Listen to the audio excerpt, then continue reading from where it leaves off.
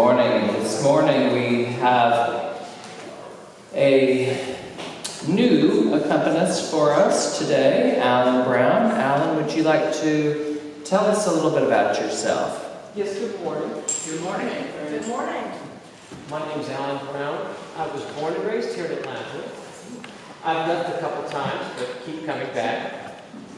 Currently, I'm a nurse at Grady. I started out there at direct bedside patient care, but currently I work as a telephone device nurse. I work with the outpatient health system there. But as a musician, I have trained both as a piano player and a French horn player. That's really, the French horn is where I have a master's degree and spent most of my time.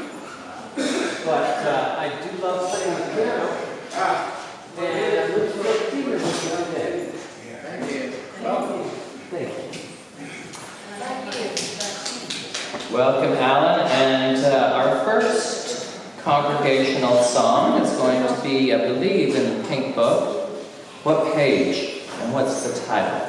So she gave me 3 in this book, and I don't know which one she wants now, but she mentioned one called Once to Everyone in Nation. Mm-hmm. And I know for me it's page 36, perhaps it's 64. What page?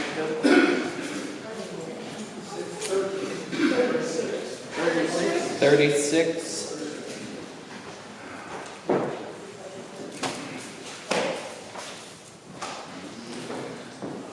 So we will begin with Once to Everyone and Nation on page 36 in the Pink Book. Please rise and body your spirit as you are willing and able to join in and sing. And I'll play an introduction.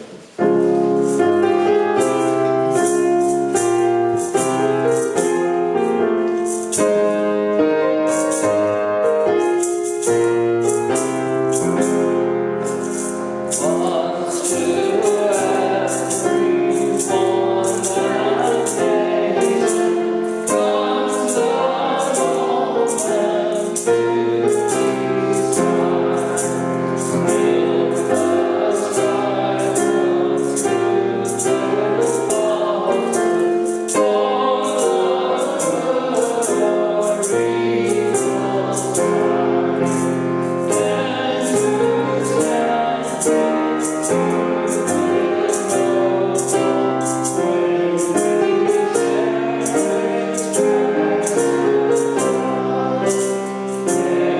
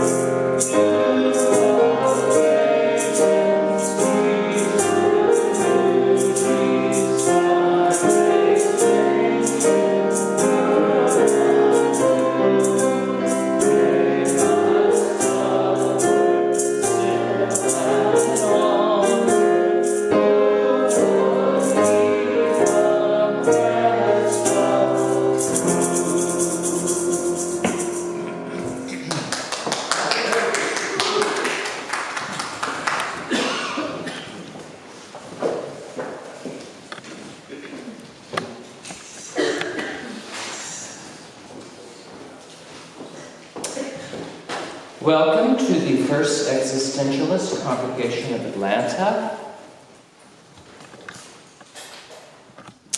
We are a philosophically based spiritual community founded on existentialist philosophy and feminist principles, and dedicated to human liberation and the protection of the natural world.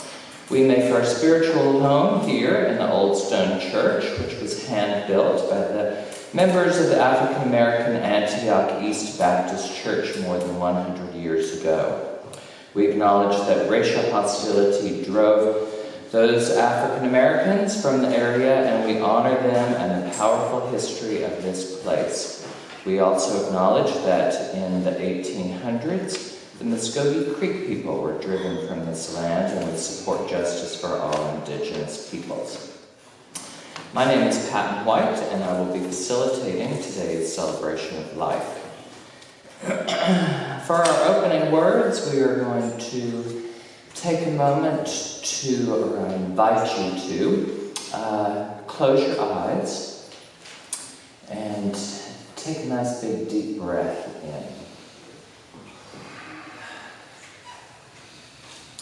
in. Our nervous system has many different facets. We have the autonomic nervous system and the somatic nervous system.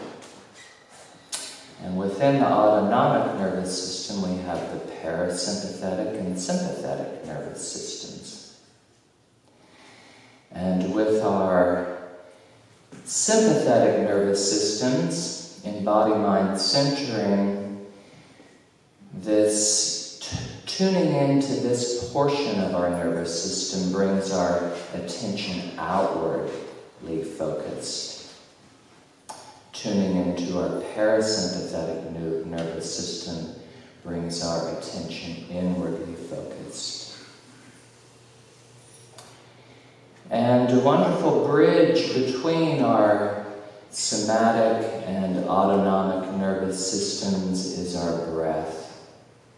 Most of the time we aren't thinking about regulating the breath each time we breathe in or exhale. And yet we can easily bring our attention through our somatic nervous system to the action of inhaling and exhaling, building a bridge between different portions of our consciousness.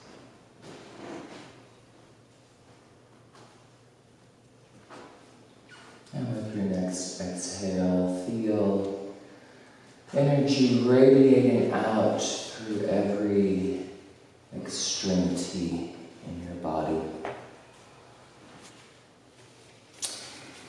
If we have anyone who has a community announcement that they would like to share, please write it down on paper that is provided in the back and pass it up to me within the next few minutes.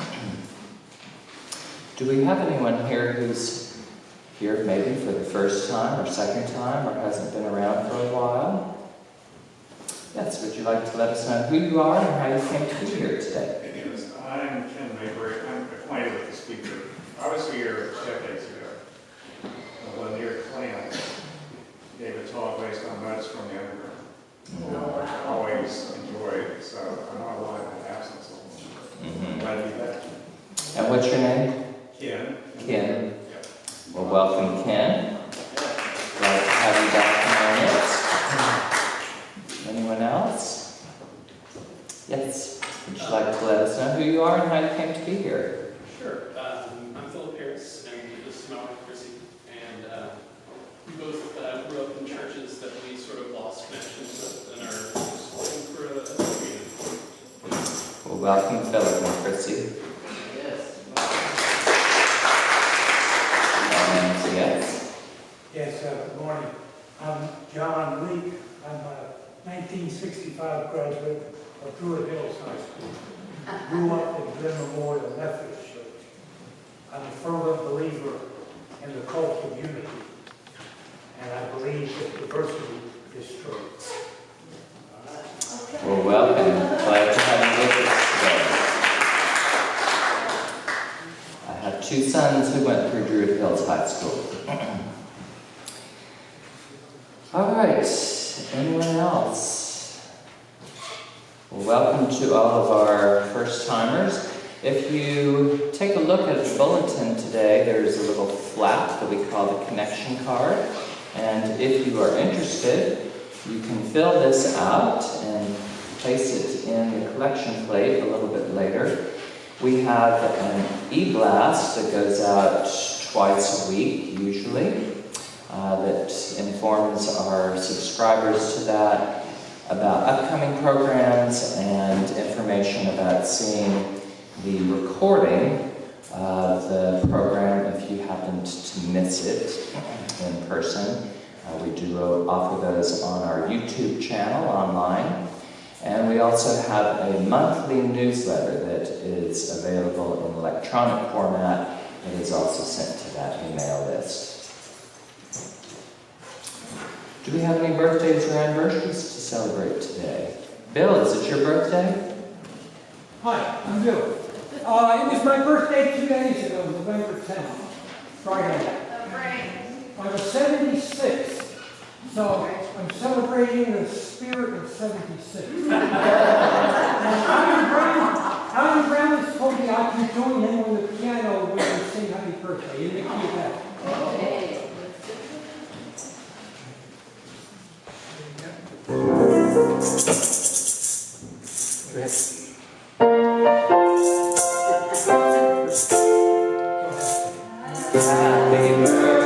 birthday, dear Happy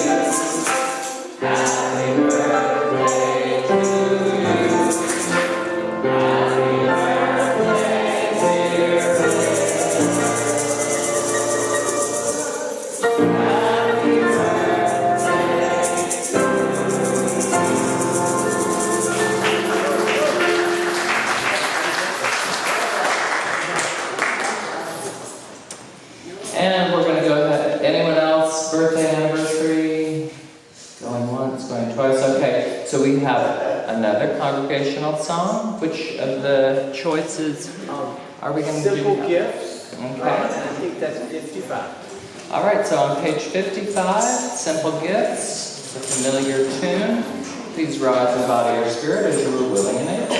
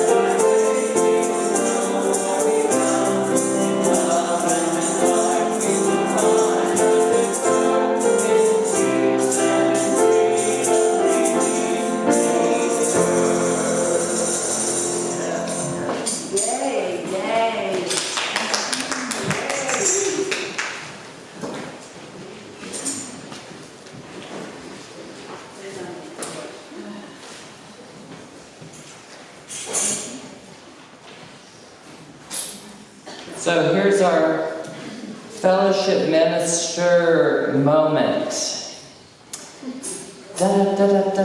Update breaking. I got a phone call last night from Marcia, and she indicated that she was up in North Georgia helping with some friends as they were preparing to, I believe, like sell a cabin up there.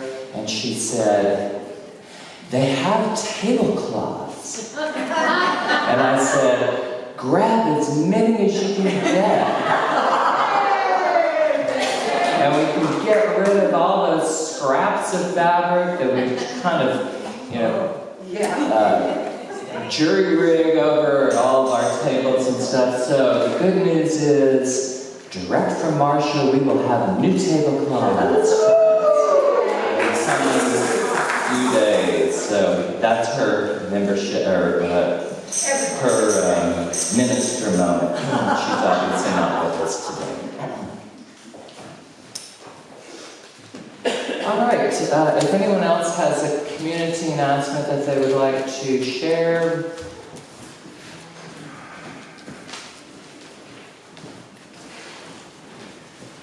I will start with these, and if anyone else has one, we'll share it too. Please join Charlene and Libby to celebrate the release of their book, Murder at the Book Fair.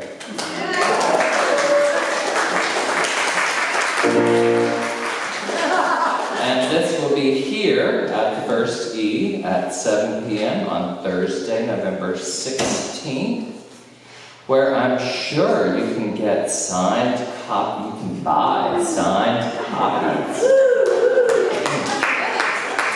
If you could help with the book sales, please see Libby or Charlene. So if you'd like to help volunteer with that.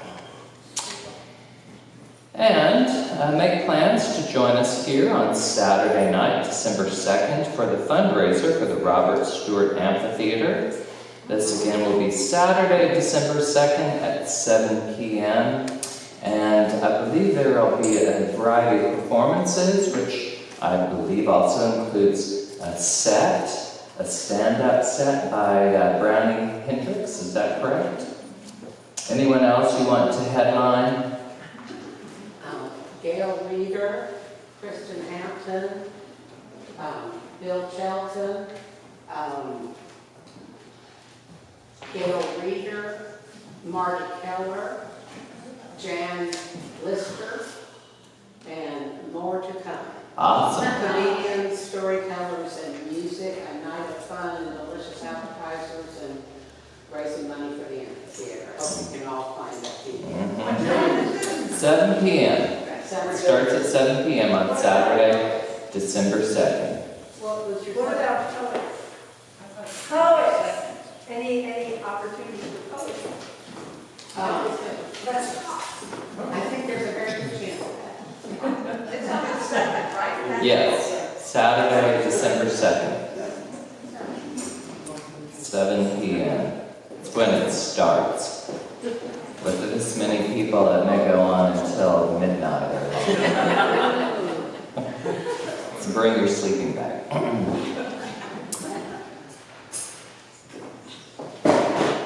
All right, we're going to now move into our time of silence. This is an opportunity for us to simply be with each other in community and to tune into either our sympathetic or parasympathetic nervous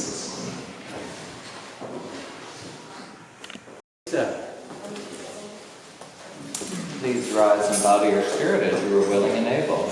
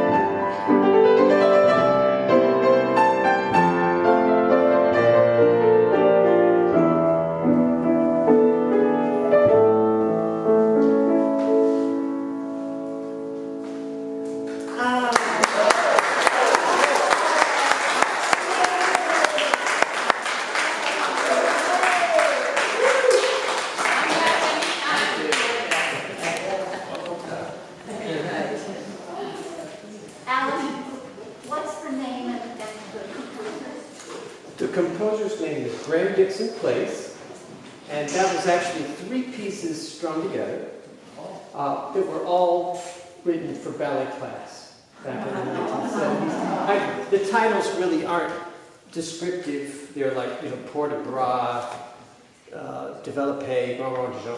But they're ballet pieces written by Graham Dixon Place. Thank you. And just so I can act as movement interpreter, this is Port de Bras.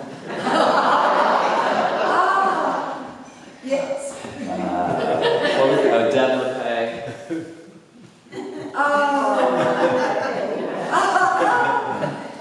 And what was the third one? Grand Rond du Oh Champ. yeah, Grand Rond du Champ.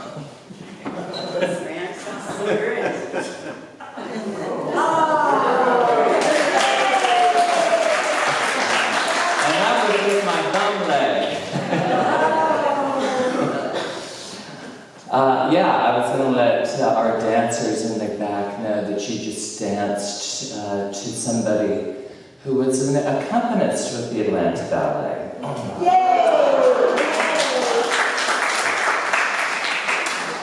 All right. So this morning, I was about to step into the shower, and I get a phone call from our Jean Heinrich, and I'm like, "Hey Jean, how's it going?" And she's like, "Well, I just got a call from Franklin, and apparently Franklin has had some sort of knee injury, and that is preventing him, unfortunately, from being with us today." So we get our pinch hitter on like an hour and a half's notice, our very own Dr. Jean Heinrich, to share with us what's next.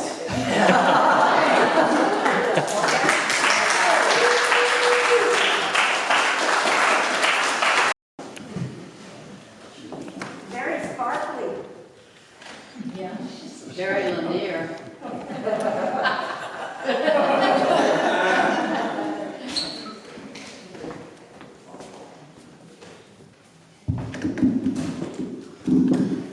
Thank you, Alan. Thank you so much.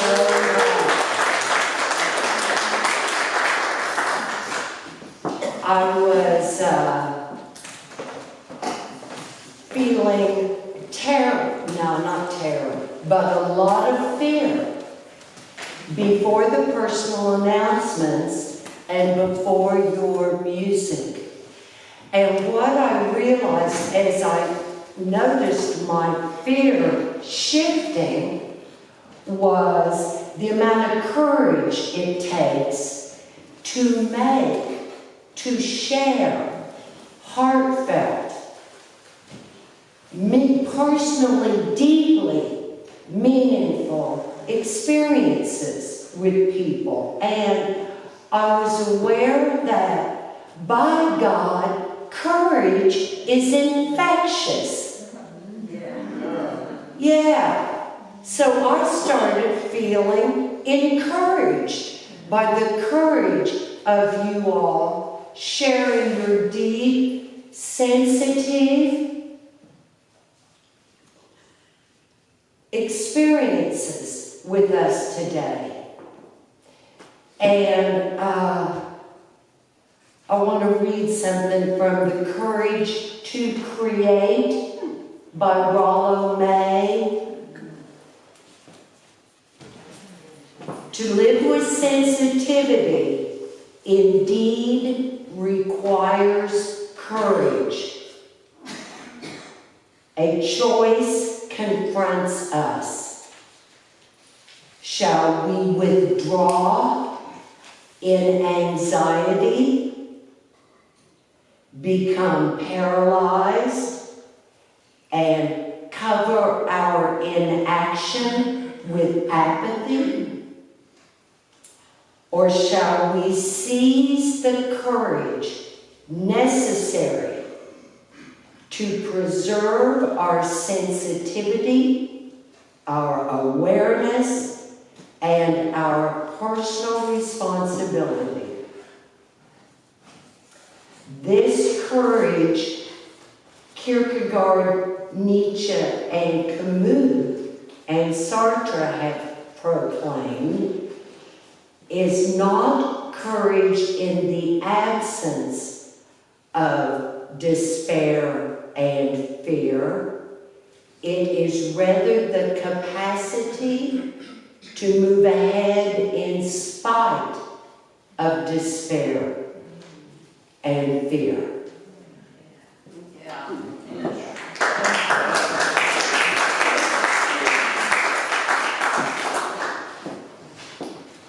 One of my favorite quotes is from the book The Courage to Be by a Christian existentialist. I wish there were more of those around. Paul Tiller, The Courage to Be. He quotes Seneca. And Seneca says, Seneca is writing. One of the reasons we know about Seneca is that he wrote letters. And so he's writing to one of his students. And in this letter, Seneca is writing about joy. And I keep coming back to this quote. It says, Seneca says, joy accompanies the self-affirmation of our essential being in spite of fear. Joy is the emotional expression of saying yes to one's own true being, and it relies on courage. And I kept reading that this morning as I was trying to encourage myself, because I was feeling so much fear about all you all that came to Franklin and got me. Oh man. And I kept reading this, and I thought, okay, I'm going to affirm that I'm feeling all this fear. And so so where's the joy? Wait a minute, it isn't working. And then Alan played. Yeah. And all of a sudden, I was like moving with the music and transported, and I thought, wow, I really have a love affair with music. Yeah, music's my lover. Yeah. And as I noticed, I thought, that's my self-affirmation. And it was working. I was feeling joy. So thank you, Alan, for sharing your gifts. You know, we never know how much when we are being for real, when we are being authentic. I'm gonna cry. You never know how much you are influencing people, how much you are touching people and giving to people and even transforming. You never know. So do know that it's the pebble in the pond, right? Be a pebble in the water and watch the wave grow. And the pebble can't see the wave, but gosh, it's true. Gosh, it's true.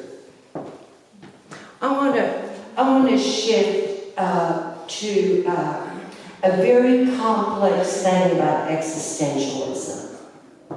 And it's been complex for, decades. It's how can a philosophy that is grounded in individual self-awareness, individual self-affirmation, individual actualization, how can that also be in harmony with a community working together for a common good? And that is a good, conflicting, complex interaction with existentialism over the decades. And I want to read something to you. Spinoza wrote this. He talks about that a most difficult ethical problem is the act of self-affirmation and generosity towards others. And that is a very complex ethical. If I'm true to myself, how can I be in a community that then I have, okay. So Spinoza says that actually if one is true to one's deep, essential nature, that is, God, how do you put it? By blah, blah, blah, blah. It is exactly, it presupposes community. It that no individual lives alone. So that if one is actualizing themselves from an authentic, deep place, then they are already in community. They are in community with life. They're in community with humanity. It's the bullshit. Oh, whoops. I signed a document that said I wouldn't cuss. So, sorry. Do you think YouTube will... Okay. I'm sorry, you all. I didn't mean... So it is the phony self-affirmation. It's not the deep humanity self-affirmation. Spinoza goes on to say that generosity is the act of going out toward others in a benevolent affect, and therefore there can be no conflict between deep, authentic self-affirmation and reaching out to others. This presupposes that self-affirmation is precisely the opposite of selfishness.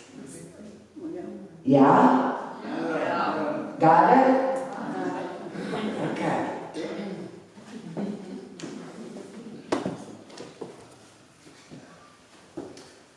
Okay, Rollo May puts it this way.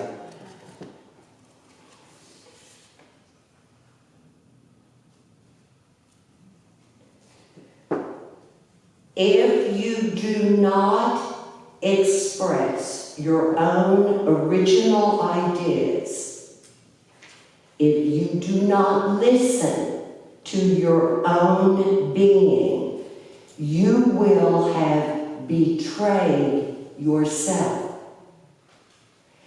And then he says, and you will also have betrayed our community in failing to make your contribution to the whole. And he goes on to say that since each individual, deeply authentic individual, is unique, that means no one can bring to the community what you can bring. And so if you do not do the work to get to know yourself for real, do the work to set aside all of the you ought to, you should be, somebody told you, this is who you are, do the work to layer by layer, peel it away, to get to know yourself. And then the courage to participate in life, making choices when and where, to share your authentic thoughts, feelings, experience. In so doing, when you do choose to share, that is a gift to the community that nobody else could give. Yeah? Yeah? Yeah. I remember Lanier Clance, Reverend Lanier Clance, our founding minister, saying that being authentic is a gift. And I remember decades ago when he said that, I was really surprised by that. But as I have lived longer, I realize, I really think that's true. That when you share your authentic thoughts, feelings, experience, it is a gift. It is a gift.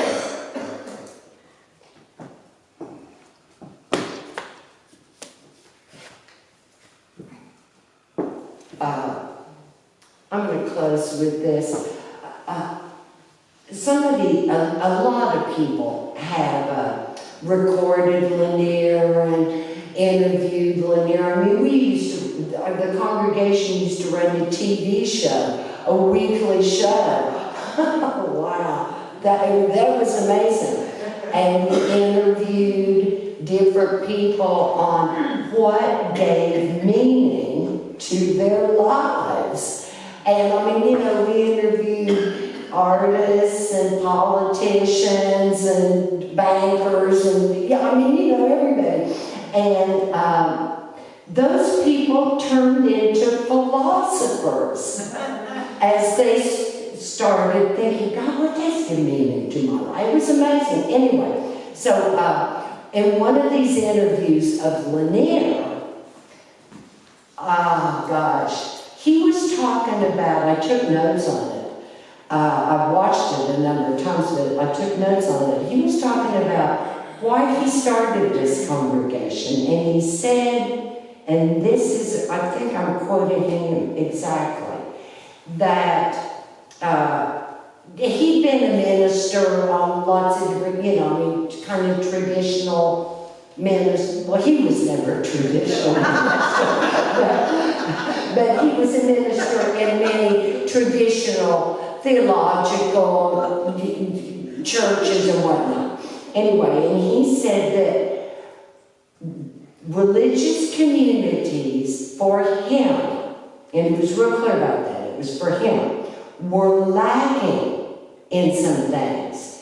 And one of the things that he thought was lacking was that they didn't talk about the anxiety and the despair in existence, in being alive. And they didn't talk about the loneliness in existence. And that he also then started talking about the paradox, that when you affirm your experience, right, you don't feel shame about it, you don't think you're all screwed up, but you accept that, yeah, I'm feeling anxious, or I'm feeling, that then offers the opening for real connection with other people. And from that, and also the opening for fresh nurturing to come in, and you shift. Like my shifting from my fear as I was in the presence of the authentic personal announcements and the courage, as I was absorbing the beautiful music, I shifted. Whew, and that was a nice shift too. And then Leonard went on to say that he thought it was important for religious communities to validate human emotion, the full range of human emotion. You know, the sad and the fear and the joy and the excitement, the full range of human emotion. And then also he highlighted that he wanted it to be intellectually stimulating, but he wanted it to be aesthetically stimulating too, with art and music. And boy, we've done real well, haven't we? He said he wanted to be in a community where he didn't feel estranged. That highlighted we are not responsible for what happens to us, but we are able to respond. Responsible as in having agency and ability, not responsibility as in guilt, okay? But responsibility, the ability to respond. That individual humans do have that ability to choose how we are going to respond to what happens to us.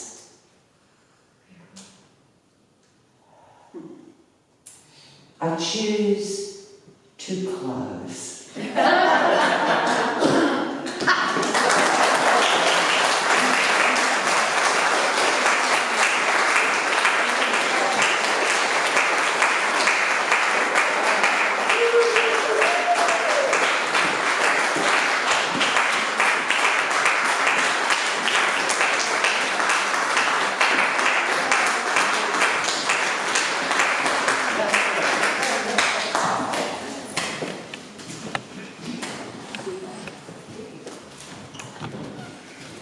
And if that's a pinch hit, imagine what prepared talk.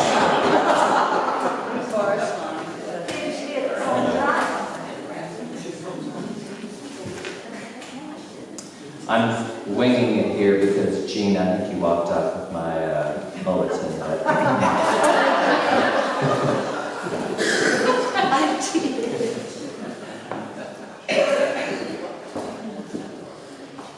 All right, so we have a closing congregational song, and I believe it's going to be Rainbow Connection, is that correct? So this is in our pink book, way back in the back, and let's see if I can... 115. 115. Please rise and body your spirit. as you are willing and able, to channel your best Kermit the Frog.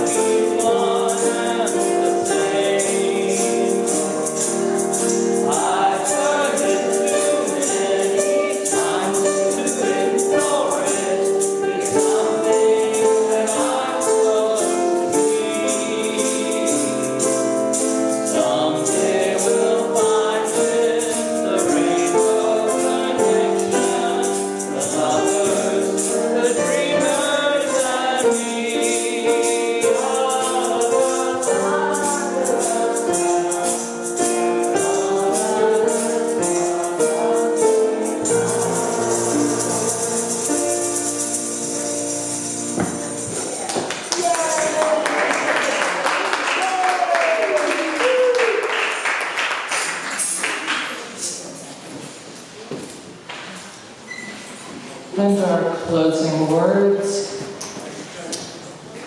are an invitation to once again take a moment to close your eyes, to choose to breathe in,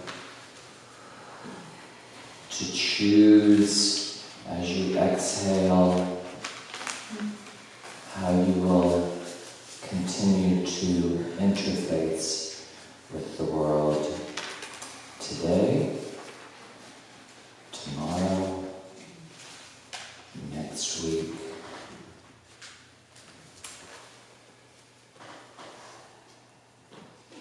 And this brings us to a conclusion for today's celebration of life.